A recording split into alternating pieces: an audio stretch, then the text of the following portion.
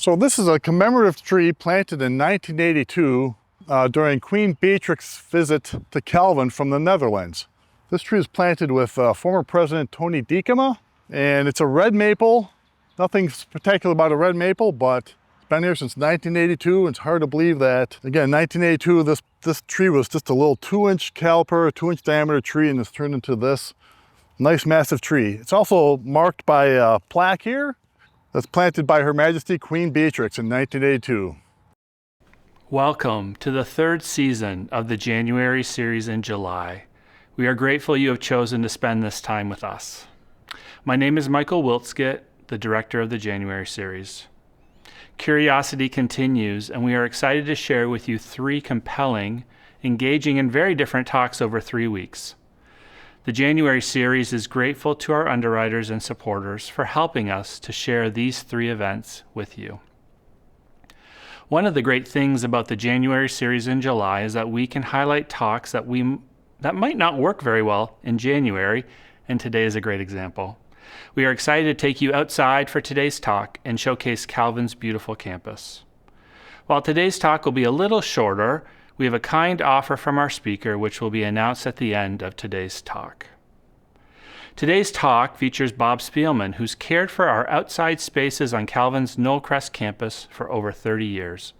Bob has planted hundreds, pruned thousands, and cared for the trees on Calvin's campus, which gives him a wonderful knowledge of the variety of species and their stories. Bob worked to have Calvin University designated as an Arbor Day tree campus in 2010 and has kept that up every year since then. In late 2022, Calvin announced the creation of the Calvin University Speelman Arboretum, now recognized as an accredited arboretum in the Morton Register of Arboreta, a database of the world's arboreta and gardens dedicated to woody plants and named in Bob's honor. The Speelman Arboretum is one of only 9 accredited arboreta in Michigan. Bob is an ISA certified arborist and qualified tree risk assessor. Welcome to week 2 of the January series in July.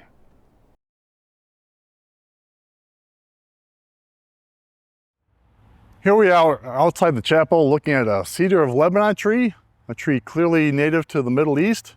I purchased this tree by mail order as a little tiny seedling, and now it's growing really well and happy at this location. Every time I look at this tree, I think of King Solomon. King Solomon built his palace and the temple with huge logs from the Cedar of Lebanon. It's hard to think of that when you look at this tiny little tree that in biblical times, there are massive forests of Cedar of Lebanon. So I'm so pleased to see it thriving here, a very unique tree. Next, we're going to look at the American elm by the Spoolhoff University Center. So this is an American elm. American elms are fairly rare because they were largely wiped out by Dutch elm disease. Dutch elm disease was actually discovered by a Dutch plant pathologist. It's a fungal disease that nearly wiped all American elms out. This tree, I believe, was likely planted by the groundskeeper by J.C. Miller, who was an industrialist who lived in the manor house. And this tree is about the same age where his groundskeeper likely planted this tree. Certainly less than 100 years old, but still a huge, massive tree.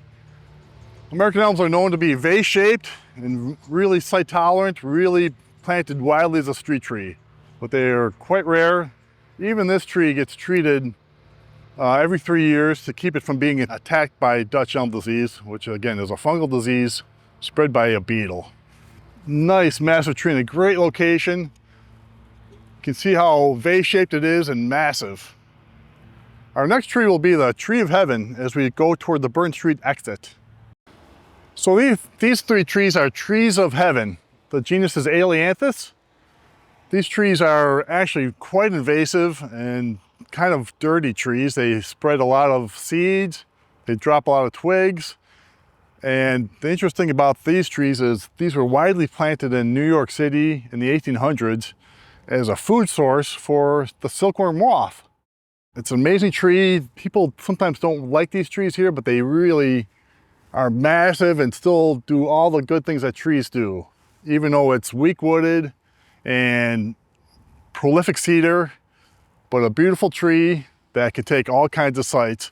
These trees are known to grow in alleys and against buildings, super hard to kill, and just a really tough but interesting tree with a great history. The next tree would be, we will go see the Metasequoia as we travel further down the Burn Street exit.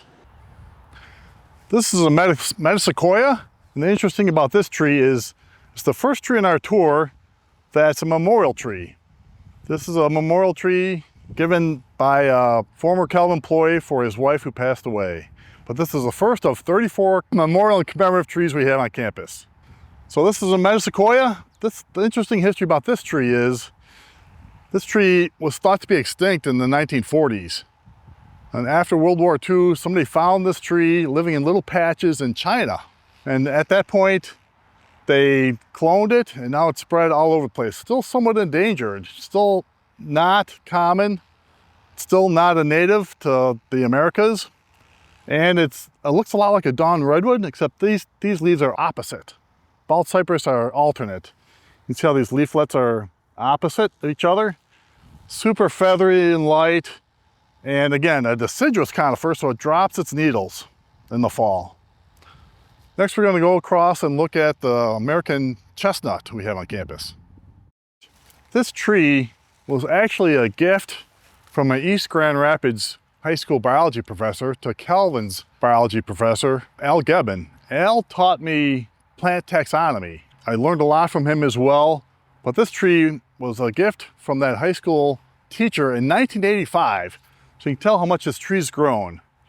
Really, just from 1985, it's gotten this large and this massive. You can see the interesting bark for a chestnut. American chestnut leaves are longer and thinner than Chinese chestnuts. Chinese chestnuts are really common. American chestnuts are not, again, due to a blight that wiped them out a long time ago. There's very few American chestnuts. In fact, they're very hard to breed. They can be grown from seed, but Chinese chestnuts are far more common. And again, just a slight variation in the leaf shape and color separates the American chestnut from the Chinese chestnut.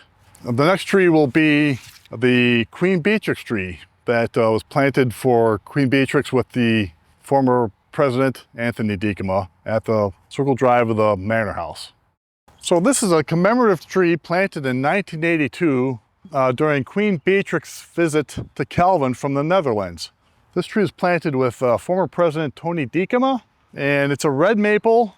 Nothing spectacular about a red maple, but it's been here since 1982. It's hard to believe that, again, 1982, this tree was just a little 2-inch caliper, 2-inch diameter tree, and it's turned into this nice massive tree. It's also marked by a plaque here that's planted by Her Majesty Queen Beatrix in 1982.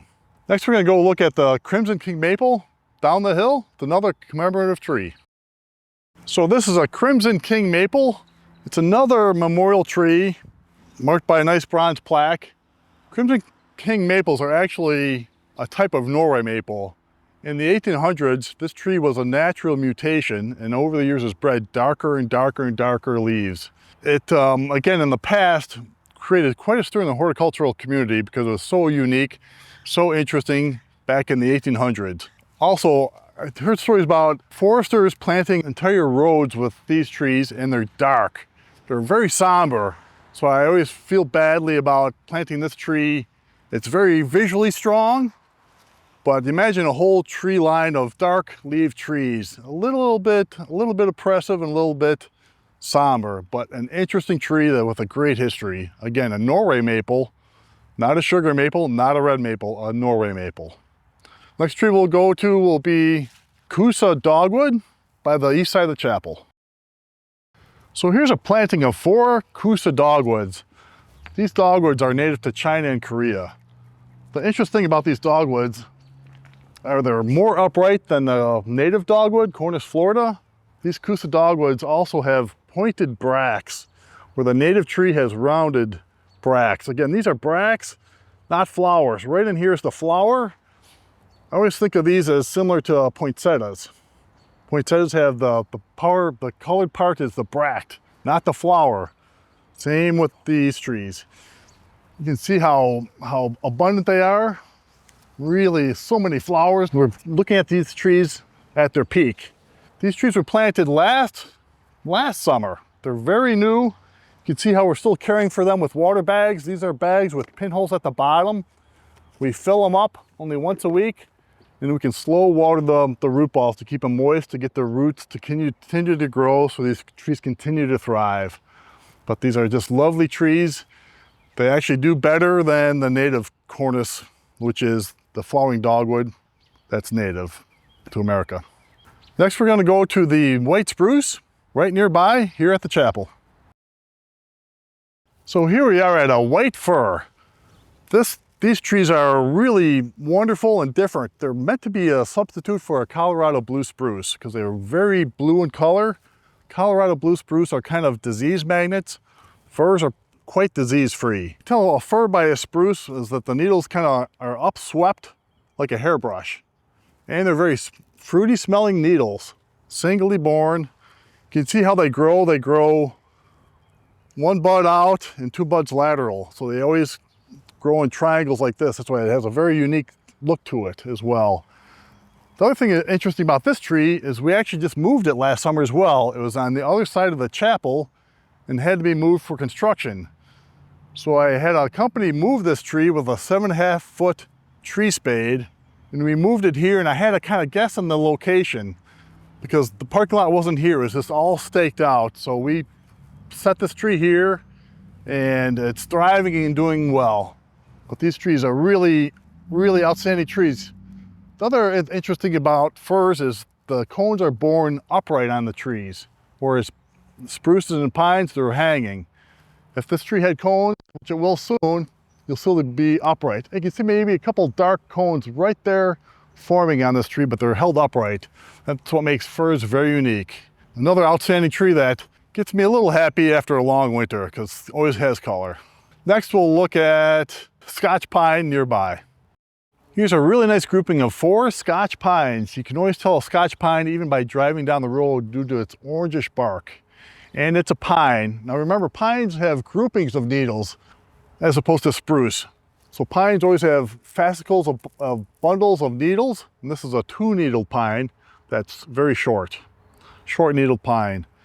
And unfortunately, this is one of the trees that might struggle with climate change.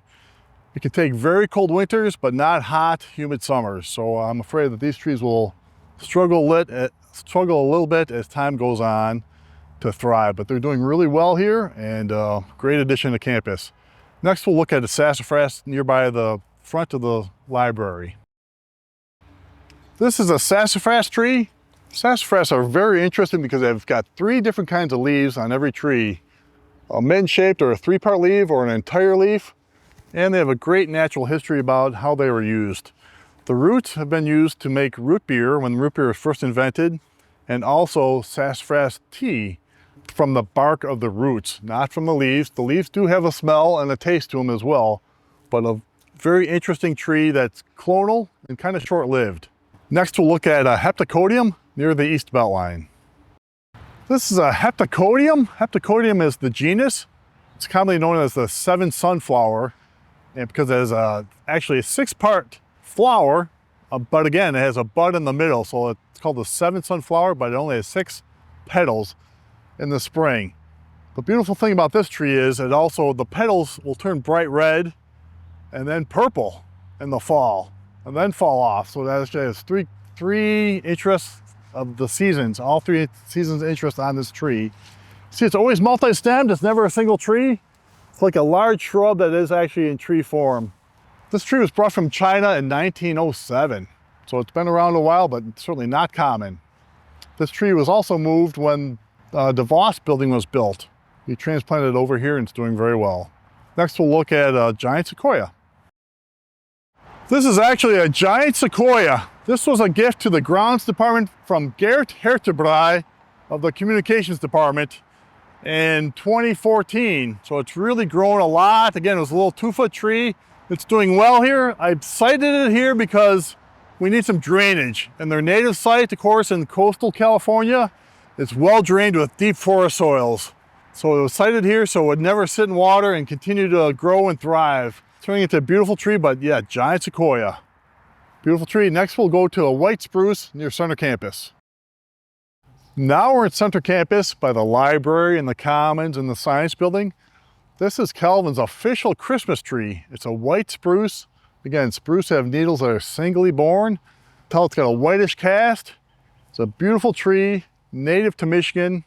And you can see as it gets bigger and bigger, it's getting harder and harder to decorate every year. Next we'll look at a Quonset cherry. We're here in front of Both Heinz Timber, but these trees are planted by nearly every dorm patio entrance. So these are Quonset cherries. They're an ornamental cherry that are vase shaped. And the interesting thing about these is they're sterile, so they don't drop any fruit. They have beautiful little carnation sized pink flowers in the spring. And again, no litter to worry about. Very clean, very vase shaped. One of my favorite trees without a doubt, favorite ornamental tree. Next we'll look at a white oak. This is one of my favorite trees on campus. This is a white oak. We've got many red oaks on campus, but not many white oaks. You can see how the white oak family has rounded leaves as opposed to pointed leaves on the red oak family. So we don't have a whole lot of white oaks. We've got some swamp white oaks, which are similar, but this tree is massive with beautiful branching, very open, very trouble-free. Just a wonderful tree and love driving down the road to see it. Thanks for joining us on the tour today. If you have any questions, you're welcome to reach out. I hope you enjoyed the beautiful day on Calvin's campus. It was a joy to follow Bob around and share his knowledge with you and also showcase our beautiful spaces. Bob has kindly offered to answer your questions regarding trees on campus and answer them in a future video. Are you curious where a tree came from? Maybe you wonder how to designate a memorial tree. How have trees changed over time on campus? What's Bob's favorite tree? Let us know what you are wondering after today's talk. Please email your questions to januaryseries@calvin.edu. We will collect these questions and share the answers in a future video. Join us next week for week 3 of the January series in July.